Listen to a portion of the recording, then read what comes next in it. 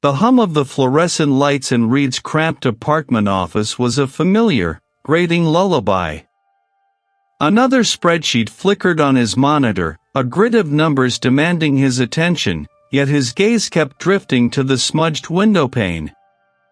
Below, the city throbbed, a relentless symphony of horns and distant sirens.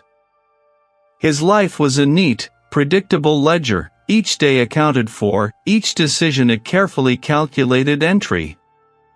There was a quiet satisfaction in that order, but lately, a hollow ache had begun to resonate beneath the surface. He was 32, and the landscape of his future stretched out, unyielding and meticulously charted. The sharp ring of his desk phone, a sound usually reserved for his immediate supervisor, sliced through the monotonous drone. Reid blinked, pulling his focus back to the present. He picked it up. "Reid, line 2, a colleague's voice crackled, devoid of inflection. "It's a solicitor." "A solicitor." He frowned, pressing the button for the second line. "Reid here." "Mr. Reid," a crisp, formal voice began, "my name is Eleanor Vance. Reid represent the estate of a distant relative of yours, a Mr. Elias Thorne." The name was a faint echo, a half-forgotten whisper from childhood. Elias Thorne. Reid remembered a faded photograph, a stern, unsmiling man he'd met once, perhaps twice, at sprawling, awkward family gatherings he'd long since tried to erase from memory. "Yes," he prompted, a knot tightening in his stomach. "Reid regret to inform you that Mr. Thorne passed away 3 weeks ago. His death was unexpected. And in his will, he named you as the sole beneficiary of his property." Unexpected. The word hung in the air, heavy with unspoken implications. Reid's mind raced. Elias Thorne had been a recluse, living somewhere deep in the wilderness, far from any city, even farther from Reid's carefully constructed world. He'd never exchanged more than a few words with the man. Property? A cabin, Mr. Reid. Secluded. Deep within the Blackwood Forest. Reid have the coordinates, and the necessary paperwork can be sent to you. We do require your presence to sign some documents and take possession. The solicitor's tone was polite, yet there was an underlying current of urgency, a subtle push. Reid spent the next few days in a daze, the numbers on his spreadsheets blurring into meaningless patterns. He received the thick envelope from the solicitor, the legal jargon dense and impenetrable. But a single phrase, tucked away in a property deed, caught his eye, situated upon ancient ground. That cryptic wording, combined with the unexpected nature of Elias Thorne's passing, spurred him to a frantic search online.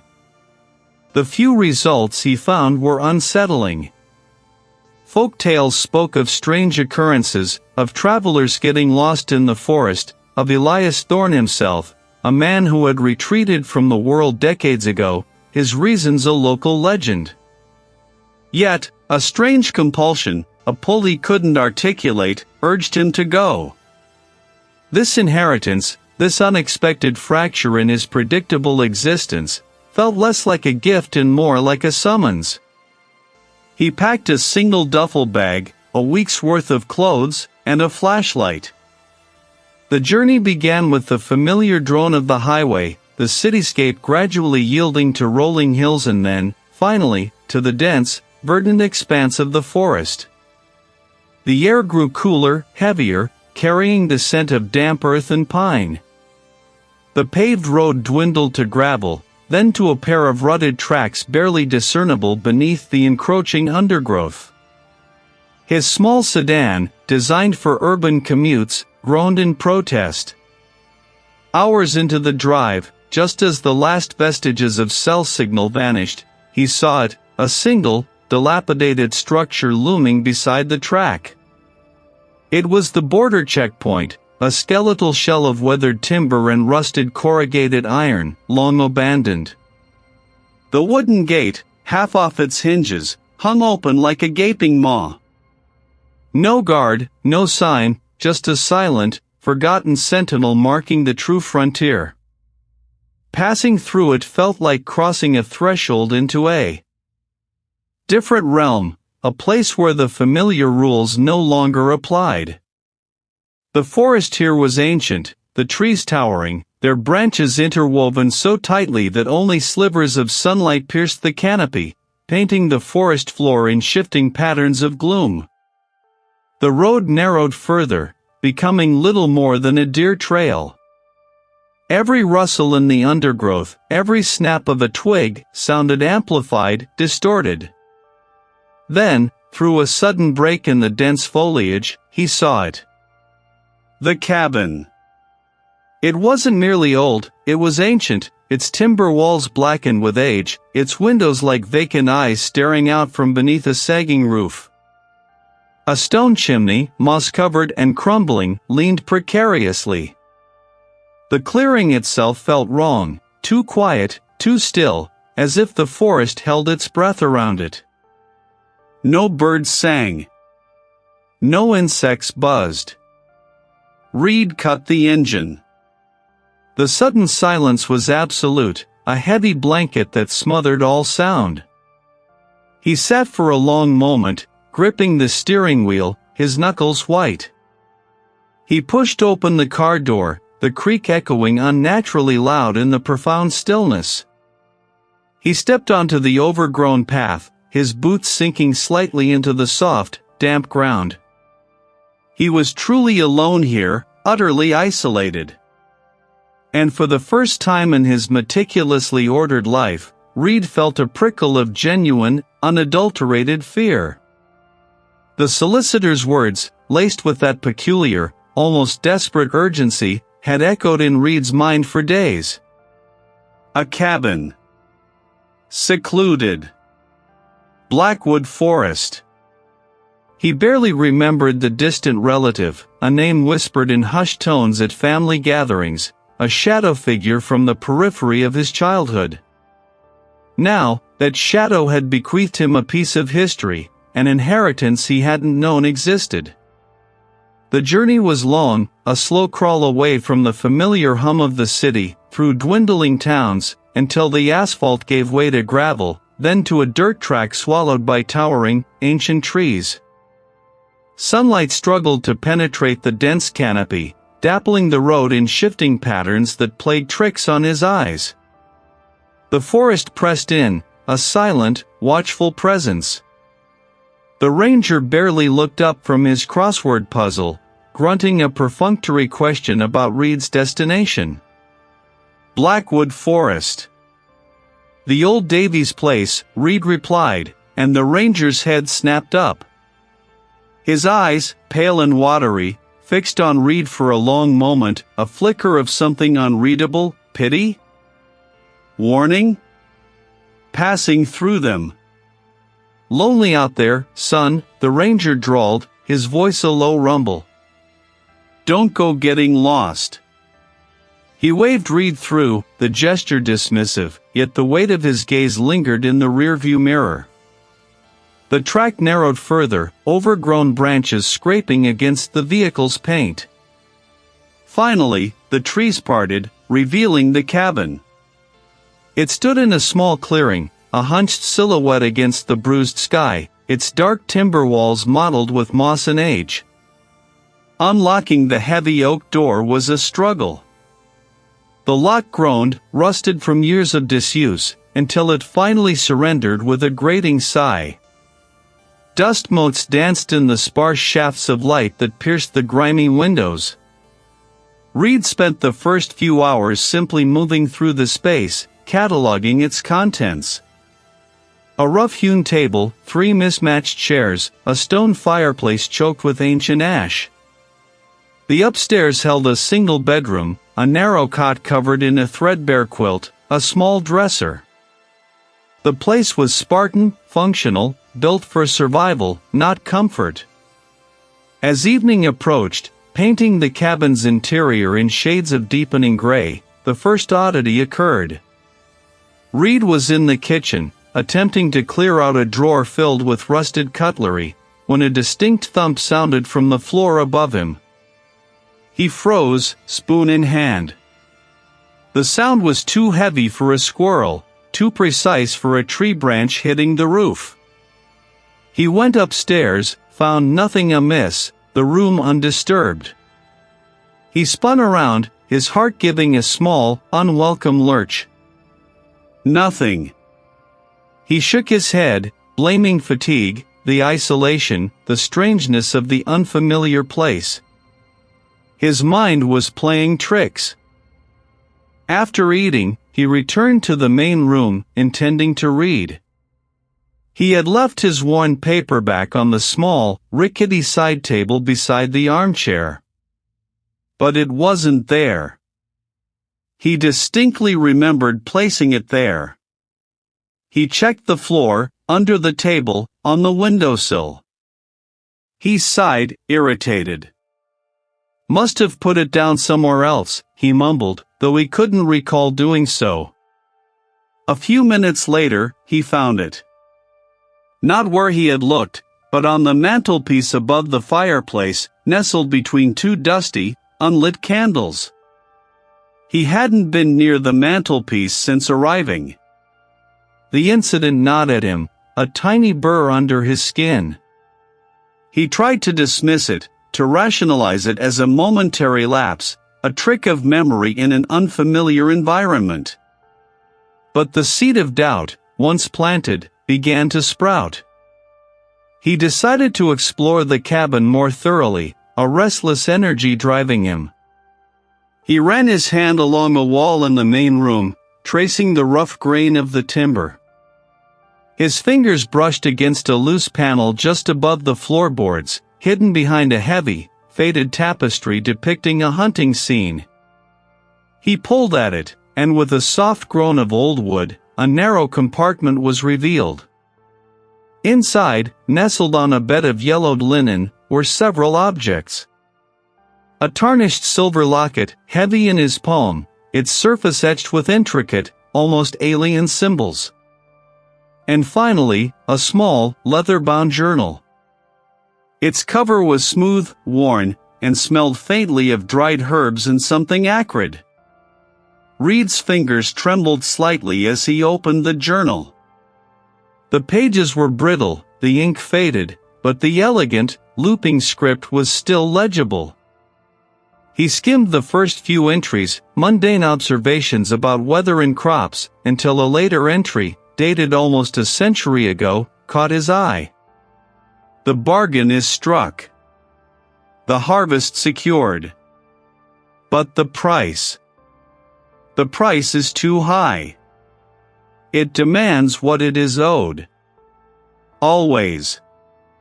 Reid read the words again, a chill seeping into his bones that had nothing to do with the cabin's cold air. He looked from the cryptic passage to the strange locket, then to the unsmiling faces in the photograph, and finally around the silent, watchful room. The cabin no longer felt merely old and isolated. It felt hungry. The cabin's silence, once a soothing balm, had curdled into something heavy and watchful. Reid stood amidst the dust motes dancing in the weak afternoon light, the cryptic passage from the journal, the tarnished locket, and the unsmiling photograph splayed out before him on the rough-hewn table. The air, already cool, seemed to cling to his skin with a damp, ancient chill that had nothing to do with the outside temperature. It was just an old house, he told himself, full of old things and the lingering scent of decay. But his rationalizations felt flimsy, like thin paper against a rising wind. That night, the wind picked up, a low moan that threaded through the gaps in the cabin's timber. The next morning, the unease had sharpened into a persistent hum beneath his skin. He found a small, polished stone on the mantelpiece, one he was certain hadn't been there before. He picked it up, turning it over in his palm, and felt a faint vibration, a tremor that seemed to echo the thrumming in his own chest. He tossed it back, a sudden aversion seizing him. It was probably just an old trinket, dislodged from some forgotten corner, he reasoned, but the explanation tasted like ash. He froze, his hand still on a brittle leather binding. He waited, straining his ears, but only the cabin's usual symphony of creaks followed. Hesitantly, he ascended the narrow, groaning staircase. The upstairs landing was empty. The bedrooms, still shrouded in dust sheets, were undisturbed. Yet, on the floor of the main bedroom, a single, antique porcelain doll lay face down, its painted eyes staring blankly at the rough planks. He hadn't seen it there before, and its position suggested a fall, though nothing else in the room seemed to have shifted. He didn't touch it, just backed away slowly, the doll's unseeing gaze following him in his mind. The incidents grew more frequent, more insistent. The flickering of the electric lights, even when the power grid outside was stable. But the rationalizations were failing him. He couldn't ignore the cold stone, the fallen doll, the spectral whispers in the wind. This place was alive, or something within it was, and it was reaching for him. He needed answers, not just theories. He grabbed his laptop, its screen a stark, modern contrast to the cabin's ancient gloom, and started his research. He began with his distant relative's name, then the cabin's address, sifting through property records, local news archives, anything he could find about the land itself. The internet was a vast, chaotic library, yielding snippets of information, old land deeds, sparse census records mentioning families long gone, an obscure local history blog. The blog, run by an elderly local, proved a treasure trove of forgotten lore. It mentioned ancient indigenous burial grounds, though no specific location was given, only vague allusions to sacred earth. More unsettling were the recurring tales of strange disappearances in the area over generations, not just isolated hikers. Entire families moving away abruptly, leaving everything behind, their reasons shrouded in rumor and fear. One archived newspaper clipping, dated nearly a century ago, detailed the vanishing of a young woman from a neighboring settlement, her fate never determined, her family abandoning their homestead shortly after. The blog also hinted at an old, almost forgotten regional administrative office that held archives dating back to the earliest settlements. It was a long drive, the blogger noted, near a lesser-used border checkpoint that marked the edge of the county's jurisdiction. The drive was long and quiet, the paved road eventually giving way to gravel as he ventured deeper into the forgotten corners of the region. He finally arrived at the border checkpoint, a small, dilapidated building manned by a single, bored-looking official. The man, an older fellow with weary eyes, barely looked up from his crossword puzzle as Reid explained his purpose, asking about historical property records for the cabin's location. The official sighed, pointing to a dusty, rarely used annex next door. "Not many come this far for old papers," the official grumbled, his voice raspy. That land always had a way of keeping its secrets. He didn't elaborate, just shrugged, his gaze returning to his puzzle. Inside the annex, among stacks of crumbling ledgers and faded maps, Reid found what he was looking for, a series of property transfers dating back over 2 centuries. The cabin, or at least the land it stood on, had belonged to his family line for generations, passing down through obscure branches he barely recognized. But one entry, dated just after the old newspaper article about the vanished woman, caught his eye. It wasn't a sale, but a transfer of ownership from one ancestor to another, accompanied by a handwritten note in the margin, almost illegible, "To maintain the pact. The harvest must be paid. Reid stared at the words, his breath catching in his throat. The pact. The harvest. The cabin's cold air seemed to congeal around him, thick and suffocating. They were deliberate. He wasn't just inheriting a property, he was inheriting an obligation, one that had been silently passed down through his lineage, and now, it was his turn to pay. The words, scrawled in the dust, had solidified the creeping unease into a block of ice in Reid's gut. The pact. The harvest.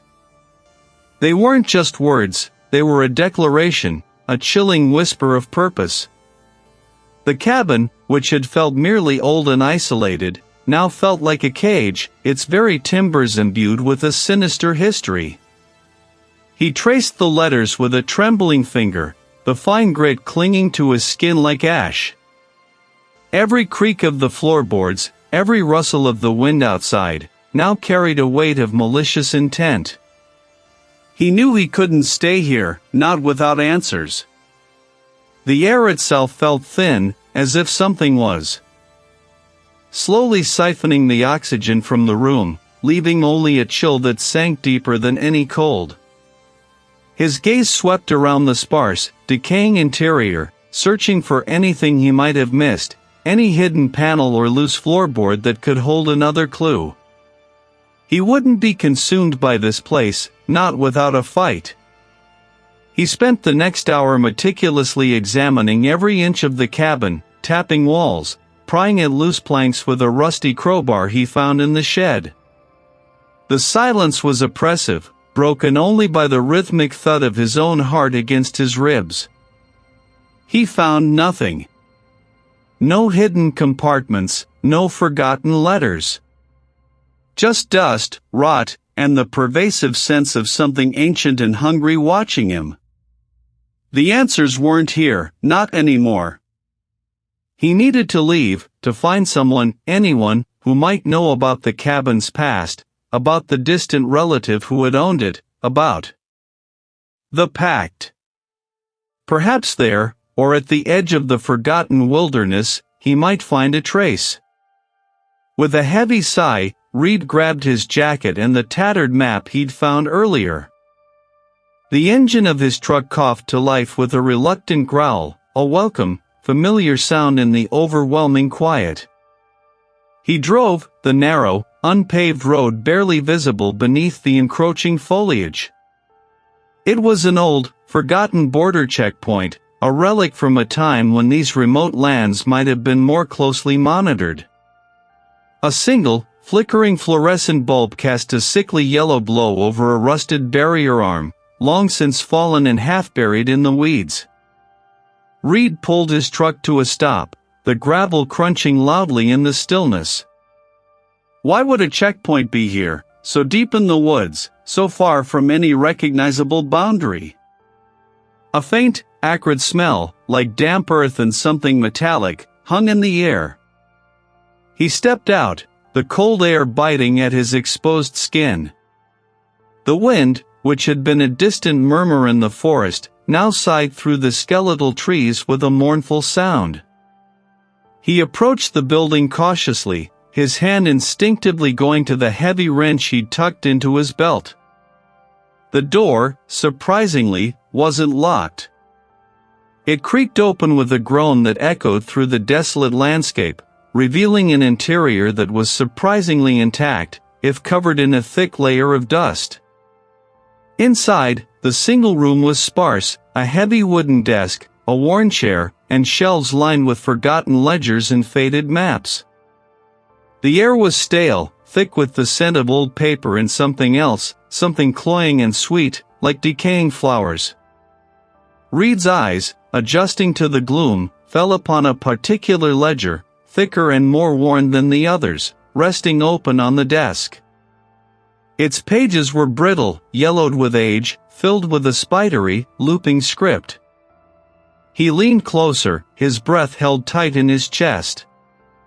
The entries were dated, stretching back generations. They weren't official records of goods or people, but something far more disturbing. They were meticulous accounts of offerings, names, dates, and cryptic notes about the harvest, the tithe, and the sustenance of the earth. His gaze snagged on a familiar name, scrawled in an entry from nearly a century ago, Reid, Elias. His distant relative. The land demands its due. He flipped through more pages, his fingers trembling. The harvest wasn't crops, it was people. His people. The entity wasn't just tied to the cabin, it was the land, or at least, intimately connected to it, sustained by a lineage of sacrifice. This wasn't a rumor or a haunting, it was a blood debt, meticulously recorded, passed down through the generations. The cabin was merely the focal point, the altar. He wasn't just an inheritor of property, he was the next offering. He heard a faint rustling from deeper within the building, a soft scrape that was too deliberate to be the wind. He wasn't alone. The sweet, cloying scent intensified, now unmistakably the smell of something rotten, something ancient and deeply wrong. The checkpoint, far from being a place of safety, was another trap, another node in the vast, hungry network of the forest. And he had walked right into it. A cold sweat broke out on Reid's forehead. Entry after entry, names of his ancestors, all with similar, chilling annotations. The harvest wasn't crops, it was people. His people. The entity wasn't just tied to the cabin, it was the land, or a what? The thought snagged in his mind, a barbed hook refusing to let go. He stared at the last entry, his great-grandfather's shaky script. A date. A name. His own name. The ink was faded, but unmistakable. Reid. A sudden, sharp crack echoed from the floorboards above him, directly over his head. It wasn't the usual creak of an old house settling, this was deliberate, heavy, like something weighty had just dropped. Reid flinched, the journal clattering to the dusty floor. The cabin, which had felt merely ancient and isolated before, now seemed to thrum with a palpable, malevolent awareness. It was no longer just a structure, it was a living, predatory thing. A faint, sickly sweet odor began to waft through the air, cloying and metallic, like old pennies mixed with damp earth. It clung to the back of his throat, making him gag. He could hear it now, too, a low, guttural murmur that seemed to emanate from the walls themselves, a sound like dry leaves skittering across stone, but laced with something deeper, something almost vocal. It wasn't words he could discern, but the implication of language, ancient and hungry. He snatched the journal from the floor, clutching it tight, and stumbled backwards towards the door, his eyes darting around the dim room. Tick. Tock. Tick. Now. The cabin had become a cage, and the bars were closing in.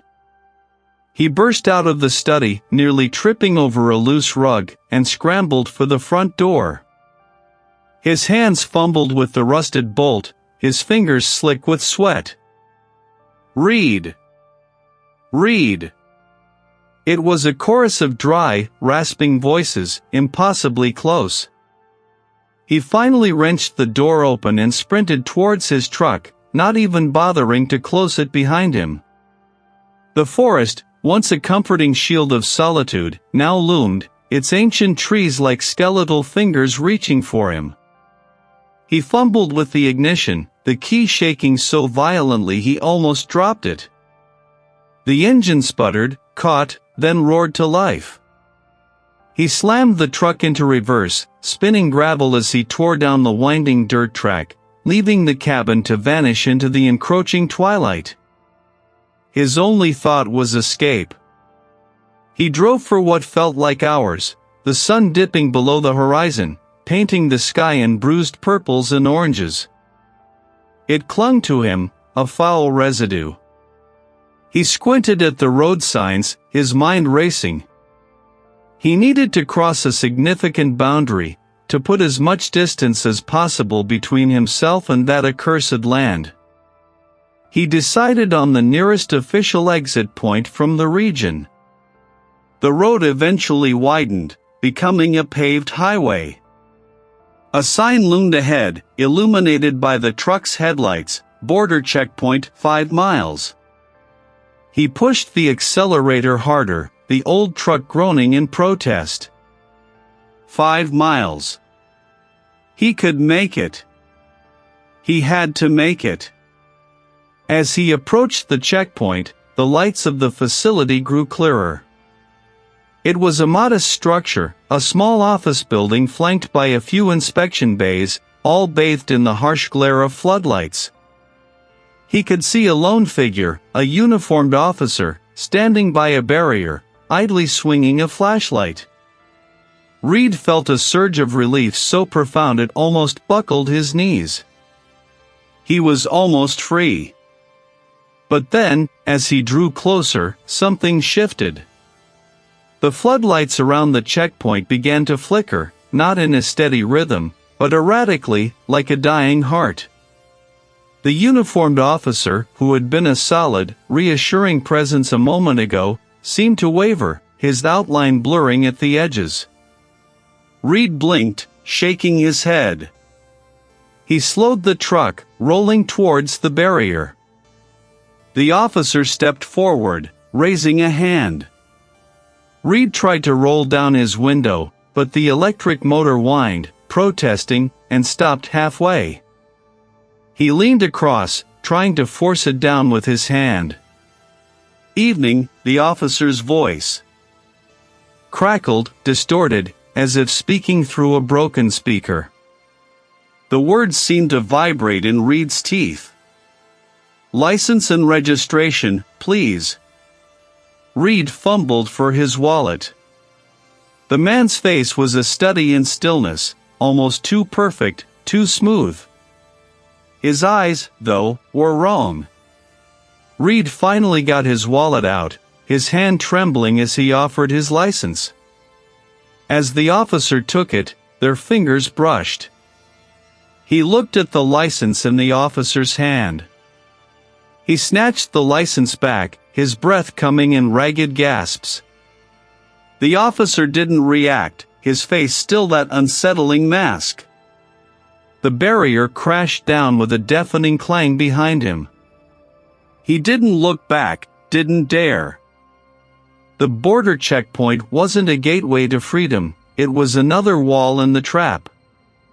The entity had followed him, or rather, it was already here. He was still on its land, and it had made its claim. The cabin was a living trap, and he, Reid, was the prey.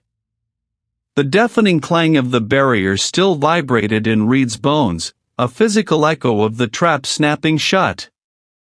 He twisted in the driver's seat, craning his neck to peer through the rear window.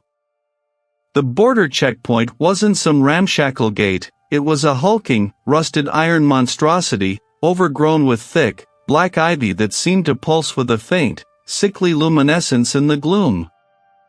The barrier, a solid beam of ancient, pitted metal, was now firmly wedged into its opposite post, sealing the path. He could discern faded, grotesque carvings beneath layers of grime and moss on the uprights, knotwork that twisted into contorted faces, eyes wide and hollow. It wasn't a checkpoint meant to keep things out, it was designed to keep things in. Him. A cold dread, sharp as a sliver of ice, pierced his chest. The entity hadn't followed him. It was the forest, the cabin, this entire cursed pocket of land. And he was standing, or rather, sitting, right in its maw. He tried the accelerator again, but the truck's engine coughed, sputtered, and died. He turned the key, the starter motor grinding with a pathetic whine, then nothing. A wave of suffocating despair washed over him. He was marooned. He slumped back against the seat, the faux leather clammy beneath his palms. Panic began to claw at his throat. He couldn't stay here, not at this grotesque gateway. Running had failed. Seeking help was impossible. Who would believe him? He was alone, isolated, and the air itself seemed to thicken with a malevolent presence. A new, desperate resolve began to harden in his gut. If he couldn't escape, he would fight. He would find out what this thing was, what it wanted, and how to stop it. He would go back to the cabin. The source of this nightmare was there, within its decaying walls, or perhaps buried beneath its foundations. He grabbed the heavy wrench from under the seat, its cold metal a small, comforting weight in his hand. He would not just be a victim. The forest air hit him, damp and smelling of wet earth, decaying leaves, and something else, a faint, metallic tang, like old blood. He started walking back, away from the ominous border checkpoint, towards the cabin he now hated and feared.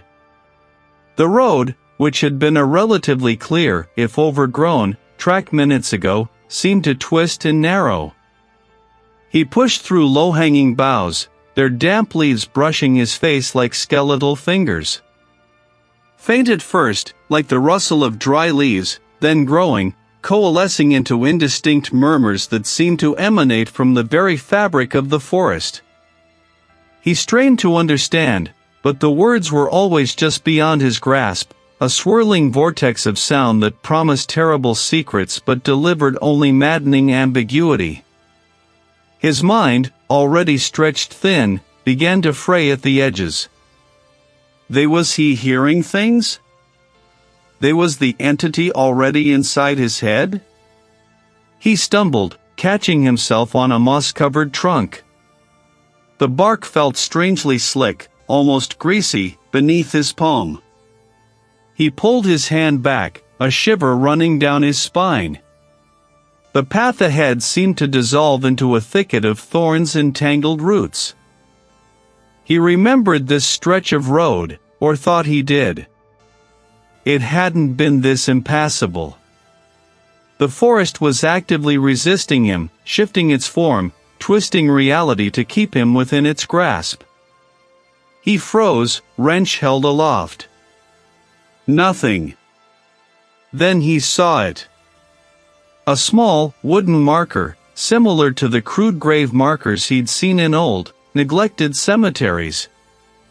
He pushed aside a curtain of ferns, kneeling. The wood was old, almost rotten, but a name was still faintly visible, carved with painstaking, almost loving, care. Eleanor Vance. Reid stared at the name, a jolt of recognition hitting him. Vance.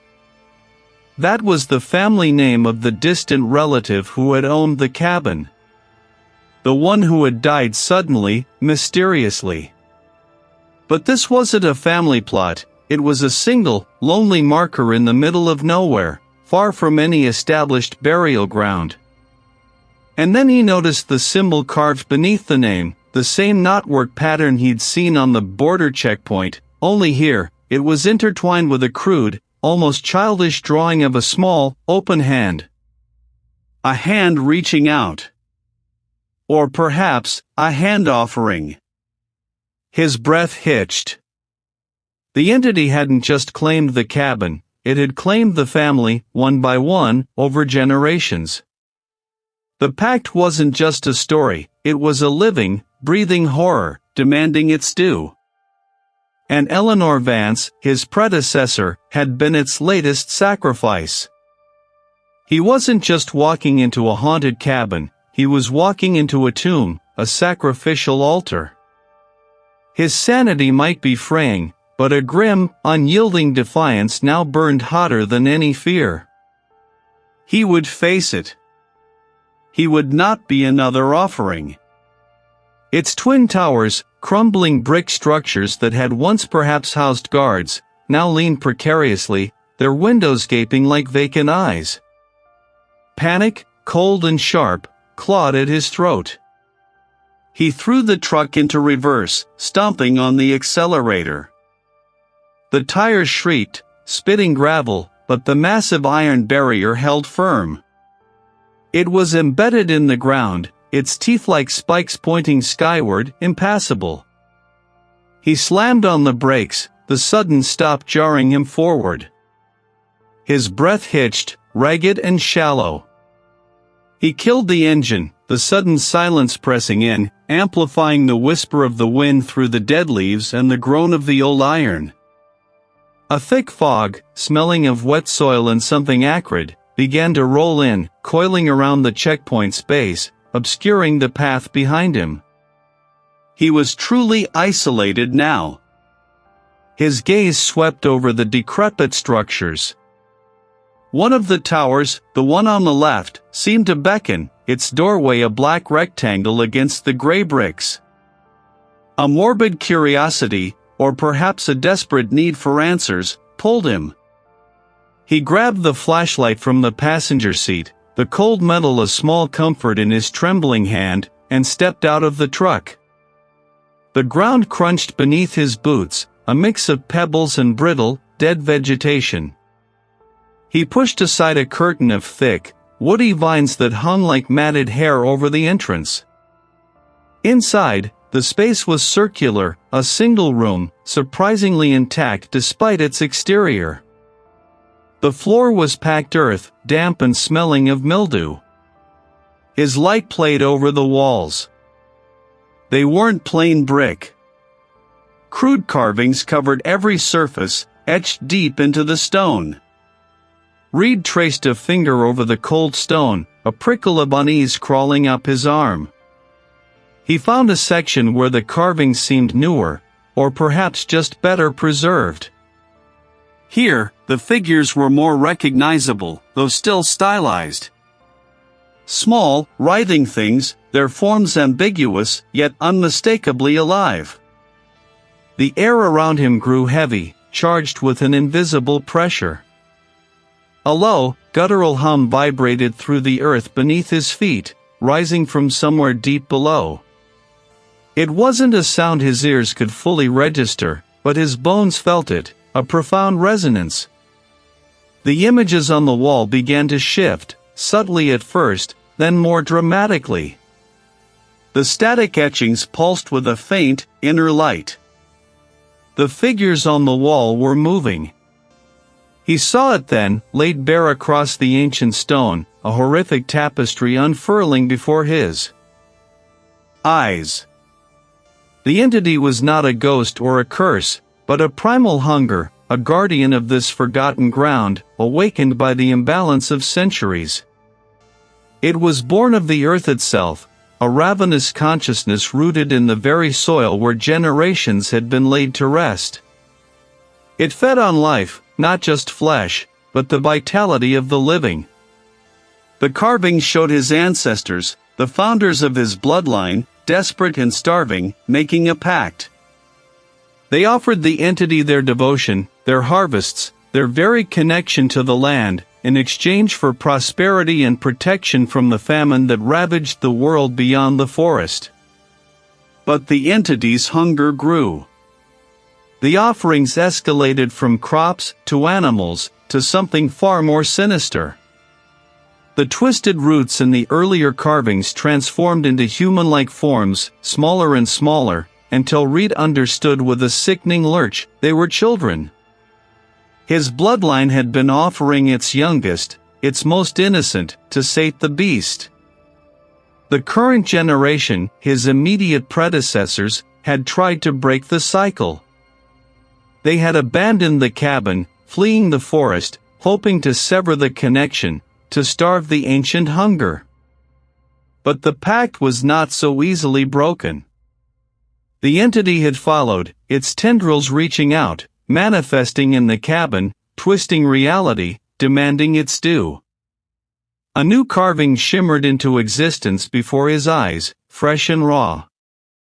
It showed a figure, unmistakably Reid, standing at an altar.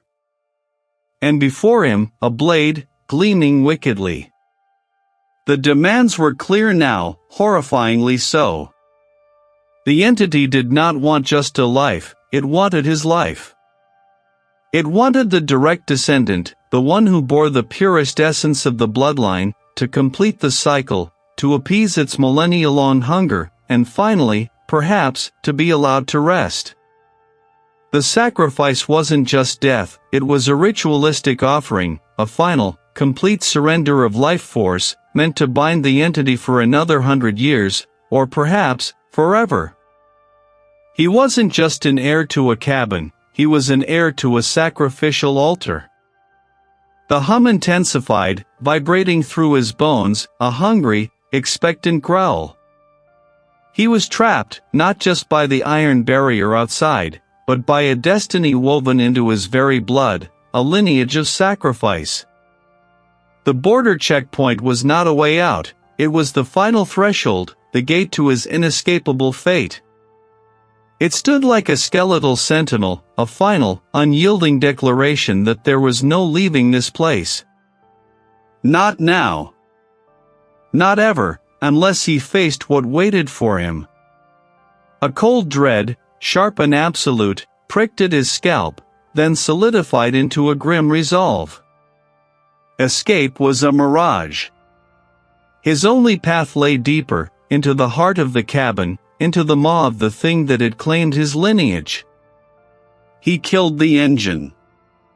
The sudden silence was a heavier weight than the roar of the car, filled with the rustling of unseen things in the undergrowth and the distant, mournful sigh of the wind through ancient pines. He stepped out, the damp forest air clinging to him, tasting of decay and wet earth. The cabin beckoned, a dark silhouette against the barely visible sky, its windows like vacant eyes. The trees pressed in, their branches clawing at the slivers of moonlight, creating a labyrinth of distorted forms. He felt eyes on him, not just the single, focused gaze of the entity, but a multitude of ancient, unseen watchers, the forgotten souls of this cursed land.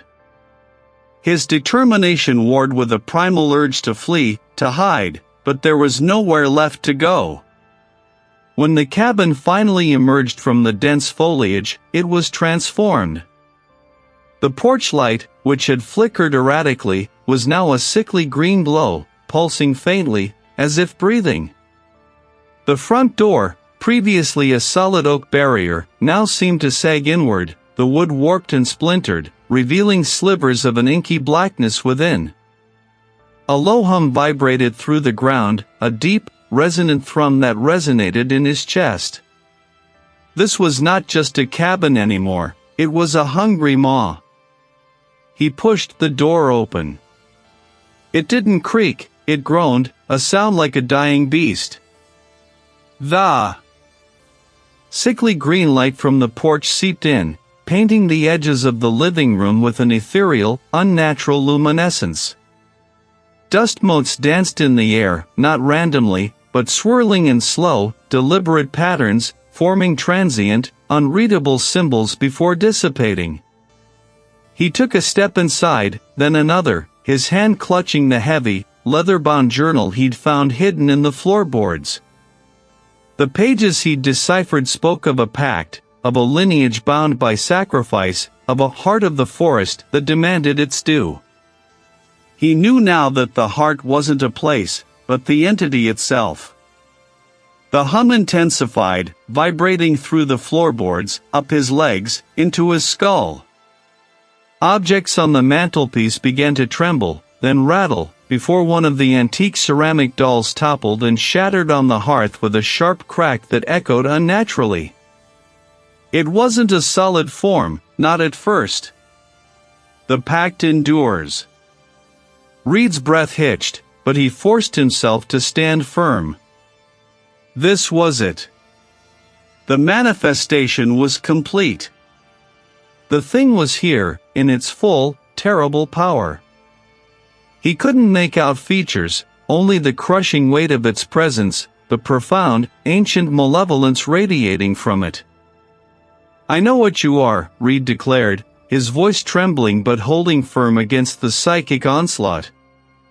He lifted the journal, its worn cover a fragile shield. "I know of the pact. Of the sacrifices. They sought power, and offered tribute." The words were an icy claw raking across his mind. "You are the last offering." Reveal/discovery, Reid flipped open the journal, frantic, to the page he'd marked. No. Not tribute. Not sacrifice. His eyes scanned the ancient, faded script. "They bound you. They didn't offer themselves, they fed you, kept you contained here, using their own life force as a cage and the ritual." He had struck a nerve. The truth, hidden for so long, was a weapon. The pact wasn't a willing surrender, it was a desperate, generational prison. "It is your weakness." The ritual was not for a sacrifice, but for a severing. A severing of the link. He saw it now, etched into the faded drawings and cryptic notes, a symbol, a sequence of words, and a specific offering that was not blood, but a conduit for release. A release for the trapped souls, and an expulsion for the entity itself. The cabin began to groan around them, the very timbers twisting and straining as if in agony. The entity roared, a sound that ripped through the air, shattering the remaining ceramics on the mantelpiece and sending splinters of wood flying from the walls. It was a shriek of ancient fury, of a terrible hunger denied. Reid clutched the journal, his eyes fixed on the final, crucial lines, knowing his desperate stand had just begun. The guttural sound, like stones grinding together, still vibrated in the hollows of Reid's skull. The void-like entity had recoiled, true, its oppressive presence momentarily fractured, but the victory felt brittle, like ancient glass. He slumped against the rough-hewn wall of the cabin, breath tearing through his lungs in ragged gasps. His vision swam. The flickering light around the entity had died, plunging the vast, cavernous space back into a gloom that was only marginally less absolute. The cabin itself seemed to exhale, a deep, shuddering sigh that resonated through the floorboards beneath him. The structure felt different. Less hostile, perhaps, but certainly not inert. It was as if a fever had broken, leaving behind a profound exhaustion. Reid pushed himself upright, his limbs protesting with a dull ache that seemed to emanate from his very bones. His head throbbed. He brought a hand to his temple, fingers brushing against something slick and warm. Not blood, not exactly. He stared at it, a tremor running through him. He couldn't remember sustaining any injury. He couldn't remember much of the immediate aftermath, only the blinding flash of conviction as he spoke the truth, the entity's shuddering retreat. A significant blank space yawned in his memory, a chasm that swallowed the critical moments after the confrontation. He stumbled towards the cabin's entrance, the urge to escape overwhelming. Each step was a battle against a profound weariness, a leaden weight pulling at his ankles. The forest outside was a blur of deepest night, the ancient trees forming an impenetrable wall. The air was frigid, biting at his exposed skin, but it was clean, free of the cabin's suffocating aura. He walked, or rather, he simply moved. His feet found purchase on the familiar, leaf-strewn path, his body operating on instinct. He didn't know how long he walked. Hours, perhaps. The sun began to paint the eastern sky in bruised purples and grays by the time the trees finally began to thin, giving way to a narrow, overgrown dirt track. Civilization. A lifeline. The light grew steadier, resolving into the stark, utilitarian glow of a small building.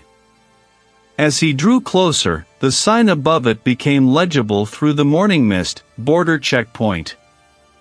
A wave of relief, so potent it almost buckled his knees, washed over him. He was out. He was truly out of that forest, out of that cabin. He approached the booth, a solitary figure emerging from the gloom, his clothes torn, his face streaked with grime and that strange, viscous black substance. The official inside, a man with tired eyes and a neatly pressed uniform, stared at him. The man's expression shifted from professional neutrality to open concern, then to something akin to alarm. "Sir? Are you all right?" the official asked, his voice crisp, betraying a hint of unease. "You look unwell." Reid tried to respond, to explain, but his throat felt raw, as if he'd been screaming for hours. I need to cross." The official leaned forward, his gaze fixed on Reid's face. "You have a passport? Any identification?" Reid fumbled in his pockets, pulling out his wallet. He handed over his driver's license, his fingers trembling. The official took it, his eyes flicking from the photo to Reid's face, then back to the license. A beat of silence stretched, thick with unspoken questions. "Reid," the official read, his brow furrowed. He handed the license back, but his gaze remained fixed. "Sir, your eyes." Reid instinctively raised a hand to his face, his fingers brushing the skin around his eyes. He felt nothing unusual, only the lingering exhaustion. But the official's expression was unyielding, a mixture of disbelief and genuine worry. "They're black," the official murmured, his voice barely audible. He stumbled back from the booth, his heart hammering against his ribs, not with fear, but with a terrible, dawning certainty. He fumbled for his phone, switching on the front-facing camera. The screen flickered to life, reflecting his image. The official hadn't been mistaken. His eyes, once a clear hazel, were now twin pools of absolute, unreflecting blackness. Not just the irises, but the whites too, utterly consumed. The viscous black residue on his hand, the lost memories, the profound exhaustion, it all coalesced into a horrifying truth. The entity was gone from the cabin, perhaps. But it had taken something. It had left something. The screen flickered to life, reflecting not the anxious face Reid expected, but something else entirely. A faint, shimmering distortion played across his features, like water over a smooth stone, subtly elongating his jawline, hollowing his cheeks, and deepening the shadows beneath his eyes until they seemed to recede into caverns. It wasn't a trick of the light, nor a glitch in the phone's optics. It was a transformation, an echo of the ancient, hungry presence that had claimed the cabin. For a horrifying moment, the eyes staring back were not his own, they were too wide, too black, ancient and devoid of human warmth, reflecting the flickering cabin light with an alien, predatory gleam. A guttural sound, half-gasp, half-sob, tore from Reid's throat. He stumbled back further, the phone clattering to the floor. The reflection vanished, replaced by the mundane dust motes dancing in the beam of his phone's flashlight. He knew, with a certainty that chilled him to his core, that the pact had not merely demanded a sacrifice from his ancestors, it had marked his lineage, and now, it had finally claimed a piece of him. He scrambled for his duffel bag, his movements jerky, uncoordinated. Every creak of the floorboards, every rustle of the unseen mice, seemed magnified, imbued with a malicious intent. He imagined the cabin breathing around him, a vast, timbered lung, contracting as he tried to escape its grasp. He didn't look back at the booth, didn't dare to glance at the spot where the manifestation had taken place. The truth, whatever it truly was too terrible to contemplate further. He just needed to move. The drive away was a blur of frantic speed and white-knuckled grip on the steering wheel. Reid kept glancing at the rearview mirror, half expecting to see the cabin's silhouette looming behind him, or the distorted face from his phone screen peering over his shoulder. The fear was no longer about what the entity could do, it was about what it had done, and what it now was star. He felt a constant, prickling awareness on his skin, a sensation of being watched from the inside out. He'd driven without stopping, pushing the old vehicle past its limits, needing the speed, the distance, to outrun the horror. He had to cross the border, to put a jurisdictional line, a physical barrier, between himself and that accursed place. The border checkpoint appeared as a stark, concrete island in the fading night. Tall, unforgiving floodlights illuminated the barriers, the watchful cameras, and the small, utilitarian booths. He pulled up to the first one, the engine rattling to a stop. A uniformed officer, a woman with tired eyes and a clipped demeanor, emerged from the booth. "Passport and declaration, please," she said, her voice flat, devoid of inflection. Reid fumbled in his bag, his hands shaking slightly as he extracted his documents. He handed them over, avoiding her gaze, acutely aware of the subtle shift in his own reflection he'd witnessed. What if she saw it? What if the change was visible to others, a brand of his corruption? He could feel the tension radiating from his temples, a dull throb that pulsed with every beat of his heart. The officer scrutinized his passport photo, then looked up at him, her gaze lingering for a moment too long. Reid held his breath, his stomach clenching. Had she noticed? Was there a flicker of recognition in his eyes, a hint that he saw the ancient mark, the subtle distortion that now resided within him? "Purpose of visit?" he asked, his voice still even, but his eyes, he thought, narrowed almost imperceptibly. "Vacation," Reid managed, the word tasting like ash. He could feel the weight of her scrutiny, a physical pressure. He imagined the entity stirring within him, a silent, ancient thing flexing its nascent hold. Finally, with a sigh that seemed more of weary routine than suspicion, she stamped his passport. "Welcome," she said, handing back his documents. "Have a pleasant stay." The barrier lifted with a mechanical groan. Reid nodded, snatched his passport, and drove through, his heart still thrumming against his ribs.